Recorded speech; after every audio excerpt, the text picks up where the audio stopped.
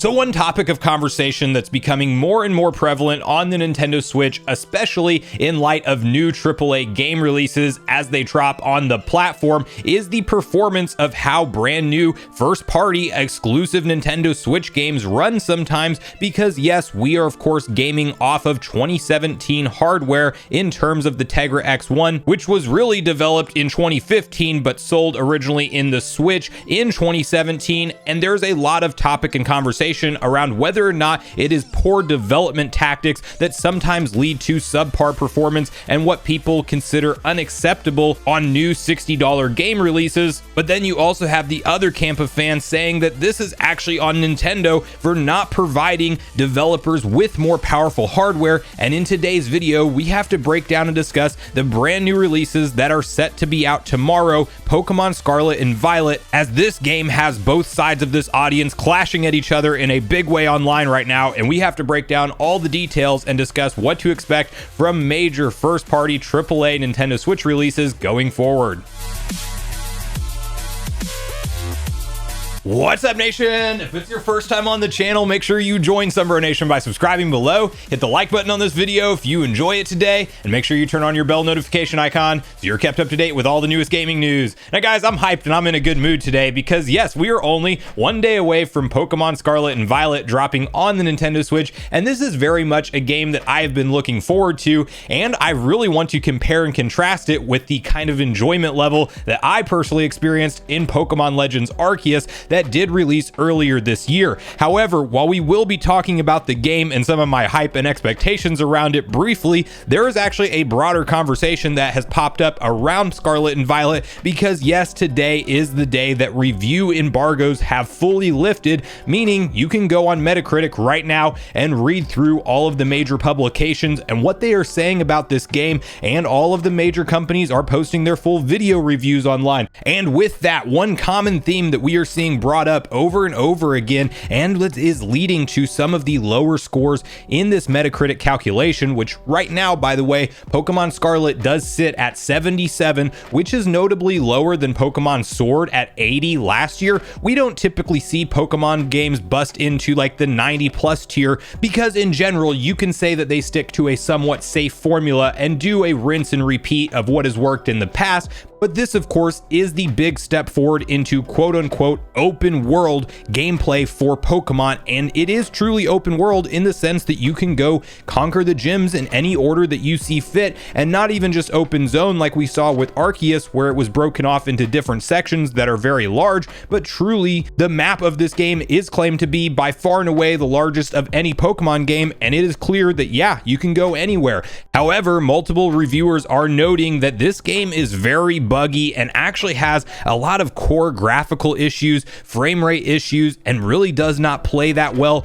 Specifically, GameXplain in their in-depth review pointing out that it actually plays a lot better in handheld than in docked, and it is really a subpar experience with the amount of graphical glitches that take place, where you can see things like straight up frame stutter, you can see textures loading in, you can see entirely glitched camera angles taking place rather regularly, and this was a big sour point on multiple reviewers, not just GameXplain's claims, but you're going to see this across the board where everybody kind of agrees that this is a good gameplay formula, this is a good step forward, and kind of a mix of the more traditional Pokemon games, but with some of the elements that Arceus added in, and then just a straight up open world exploration layout of the game. That's all very positive. People seem to be very much enjoying their experience with this title, but the big thing that's taking them out of it are these blatant performance issues, and we've talked about this numerous times on the channel with poor ports that come to the Nintendo Switch, like Alan Wake Remastered that dropped and it was just straight up broken on the Switch. And it's funny that it had the title remastered because it actually ran worse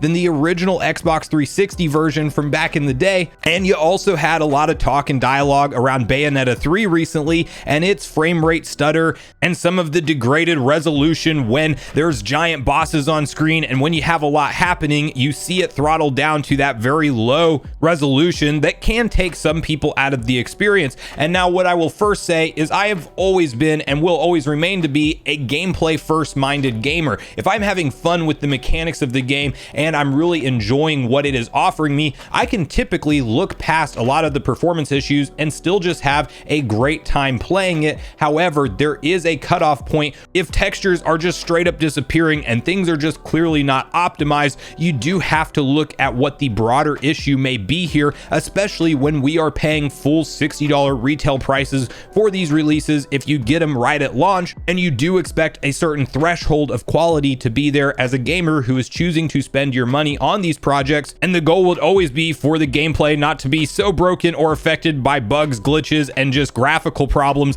that it does degrade or dampen your overall enjoyment and experience. And now you have two sides of the fence arguing about this online, with some people pointing out that yeah, Game Freak has never been known for their graphics and they've never been known for their technical prowess or their technical development abilities on games and really maximizing whatever hardware they're developing for. They've always essentially been behind the curve of where other titles are graphically, whether you look at them on the Switch and the games they've put out there, or you look to years past when they were still developing exclusively mainline Pokemon installments on handheld consoles. You can argue that yeah, they've never been given that award for how did they make this game run so effectively and look so great on this hardware. And I think that that is a fair statement, especially when you do compare and contrast some really impressive titles we've seen make it to the Switch, like The Witcher 3, like Doom Eternal, and heck, I'll even say Breath of the Wild is more graphically impressive and runs better overall. While it has some very limited areas where frames can dip, there's really no bugs or glitches in that game, and it's still, in my personal opinion, a 2017 Switch launch title. Looks better objectively than what Scarlet and Violet do, being released on the same hardware in 2022. So is some of the fault on Game Freak directly and their development tactics and what they use to optimize the game on the current hardware? I would absolutely say yes, a portion of that is true. However, we do also have to recognize the fact that it is a difficult process to develop major games if you don't know all of the ins and outs on how to get them to run effectively on 2017 or even 2015 hardware, you can call it, with the Tegra X1. And we are getting to that clear-cut point where the Switch hardware is aging. And while I still love games on the Switch, you will know if you've been around on the channel that I am also ready for something more powerful, and I do think that developers will have a smoother process getting their games to run effectively, not having frame dips happen and not having subpar sub HD resolutions rendering in order to achieve those acceptable frame rates and gameplay performance.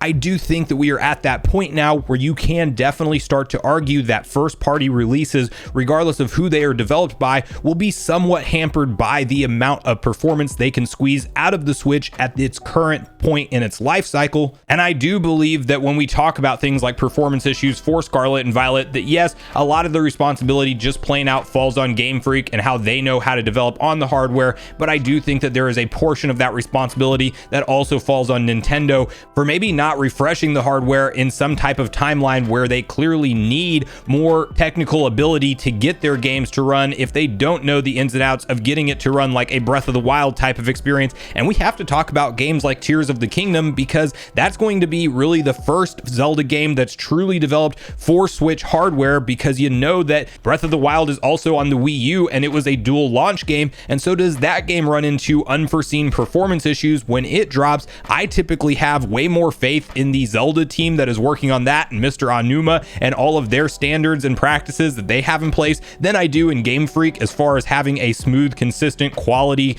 launch at release. So I'm not worried about Zelda Tears of the Kingdom if we don't get more powerful hardware, but I also think that it would be very nice to not have to worry, period, about frame dips on that great AAA awesome adventure we know to be looking forward to and expecting, and to even have things like potentially 60 frames per second in addition to higher resolution supported in handheld and dock mode. That would be a huge win-win at the end of the day, and I think a lot of Nintendo Switch users would spend their hard-earned money to go out and buy a more powerful system alongside Tears of the Kingdom. That's my personal opinion on all of this. I think it is, at the end of the day, a joint responsibility. You can throw some shade and some blame at Game Freak for releasing it in this state. I am very hopeful that a lot of patches will come out post-launch that will actually fix this stuff, so it is not hampering the gameplay so much. But I do think that we are at that point of diminishing returns on what you can realistically do with the Tegra X1 and the amount of RAM that's in the Nintendo Switch. We are just clearly hitting that point in time where logically a console refresh does make sense within the next year or two when it comes to more powerful hardware or just whatever is truly next. I definitely think that Nintendo should not wait too much longer so we don't have to suffer